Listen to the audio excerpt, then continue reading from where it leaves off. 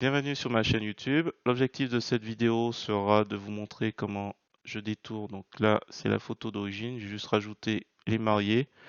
Alors l'idée, c'est de vous montrer une méthode pour aller assez vite parce que pour l'instant, GIMP n'intègre pas de détourage aussi efficace que certains autres éditeurs pour détourer les personnages. Donc du coup, gratuitement, vous pouvez aller sur des sites en ligne. Et là, l'idée, c'est de vous montrer une petite astuce supplémentaire qui pourrait être sympa à utiliser. Voilà. Et puis à la fin, je fais un petit ajustement au niveau des couleurs pour que ça paraisse un peu moins truqué. Voilà. Si vous trouvez mes explications intéressantes, je vous remercie de mettre un pouce vers le haut et de me laisser un commentaire. Et sur ce, je vous souhaite un bon visionnage. Alors, c'est parti, nous voici sur GIMP, la version 2.10.36. Alors, je viens de finir une vidéo sur ce tuto où je fais une fusion et je me suis dit ce serait sympa de mettre plutôt les mariés juste devant les demoiselles d'honneur. Donc, le souci, c'est que sur GIMP, il n'y a pas de détourage assez simple. Du coup, ce que je vais vous proposer, si vous êtes débutant, c'est une autre méthode en passant par un site en ligne et d'une autre façon. Alors pour le coup, on va aller dans Fichier, Ouvrir et on va aller récupérer tiens, la photo d'origine. Donc toujours pareil, les liens sont en description de cette vidéo. Donc là, on a notre image qui est en arrière-plan. Donc toujours pareil, on commence par renommer notre image qui est en arrière-plan. Donc là, il faut mettre les mariés. Je vais créer un groupe de calque ici. À la limite, je vais mettre GC marié. Donc il est au-dessus.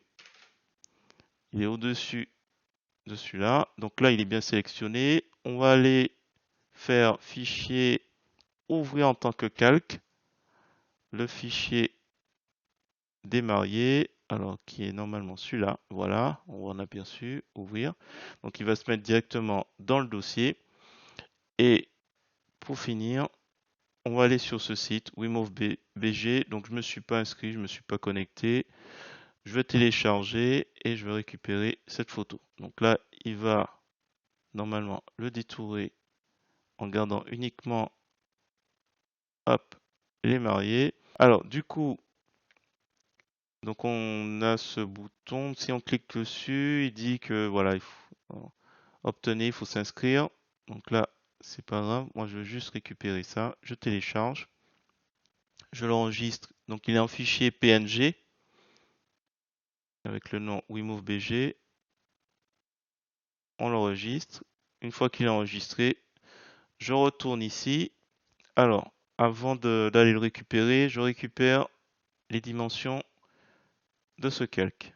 Donc fichier, donc calque, échelle et taille pour cette image. Je vais prendre ici, à la limite je fais copier, un clic droit à la souris sur la largeur. La chaîne est mise, donc il n'y a pas de souci.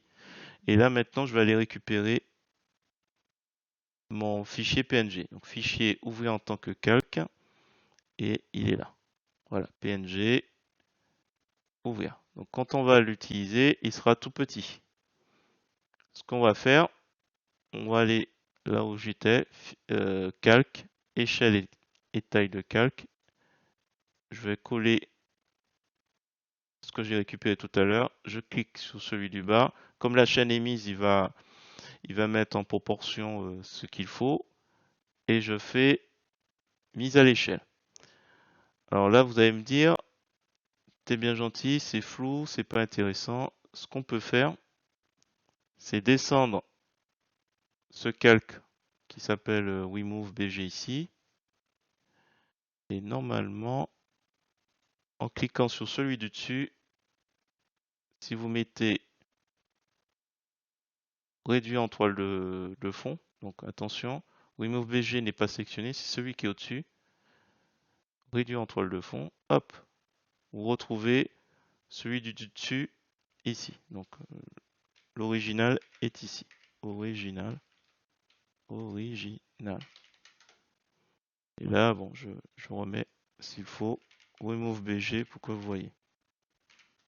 J'ai simplement fait un clic ici, réduit en toile de fond. Voilà. Donc là, du coup, je peux refermer le tout avec le petit plus du groupe de calque. Je sélectionne et après, je m'amuse avec l'outil de mise à l'échelle. Alors, outil de mise à l'échelle. Dans les options de l'outil, calque, normal, type d'interpolation cubique. J'ai cliqué sur aperçu composé. Autour du centre et conserver le rapport. Et comme ça, hop, on diminue. On va chercher une taille intéressante.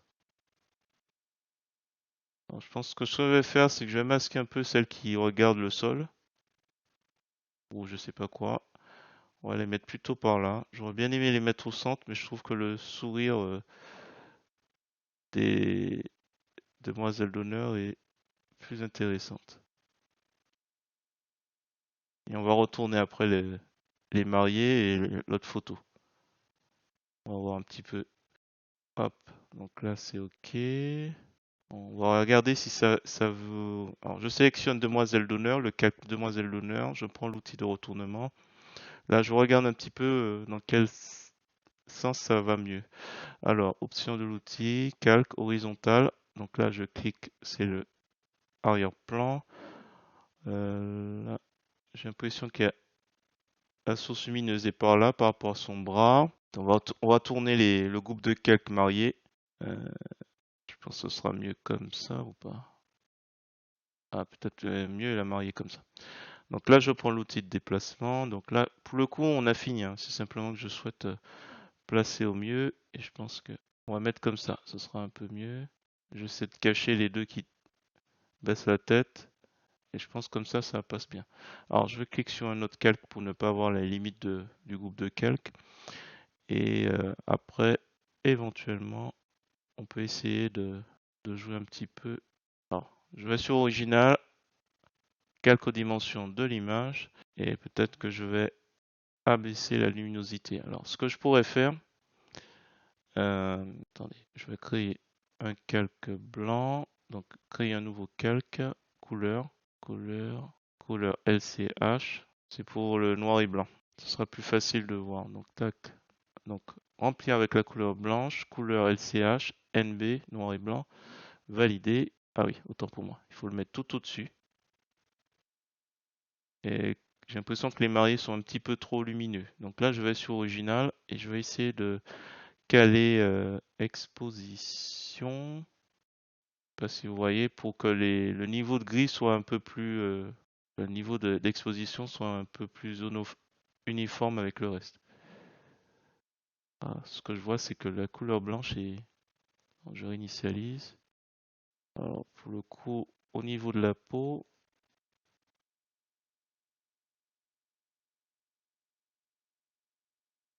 attendez, on va masquer NB. Et du coup, si je masque aperçu, avant, après, c'est un petit peu moins lumineux, je trouve. Alors, peut-être on peut jouer avec l'opacité. Avant, après. Je vais jouer peut-être avec la molette. Ouais, mais en tout cas, c'est trop. Allez, validé. Alors, on oublie cette partie. Voilà, on reste sur ça. On replie le groupe de calque et on s'arrête là déjà. Et puis, éventuellement, oui, au niveau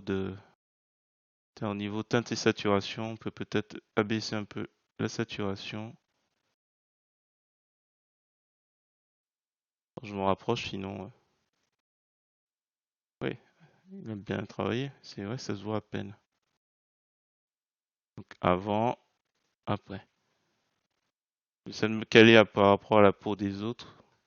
Bon, voilà, c'est juste des petits ajustements. Et je pense qu'on va s'arrêter là parce que on n'oublie pas d'enregistrer. Alors, soit vous faites CTRL S, raccourci clavier, soit vous faites enregistrer sous. Et je vais l'appeler. Ah, c'était méthode 2. Allez, mariage 2. Mariage 2. XCF. Voilà, donc le format de GIMP.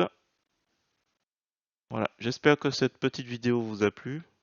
C'est assez pratique lorsqu'on n'a pas spécialement envie de s'amuser à détourer avec l'outil chemin. Et puis au moins, vous gagnez normalement en temps. Si vous avez trouvé intéressant cette vidéo, je vous remercie de mettre un pouce vers le haut et de me laisser un commentaire. Je vais juste exporter, tiens, on va laisser comme ça, donc .jpeg. Voilà, hop, je l'exporte. Et sur ce, je vous dis à bientôt pour d'autres tutos sur GIMP, LibreOffice ou GMIC.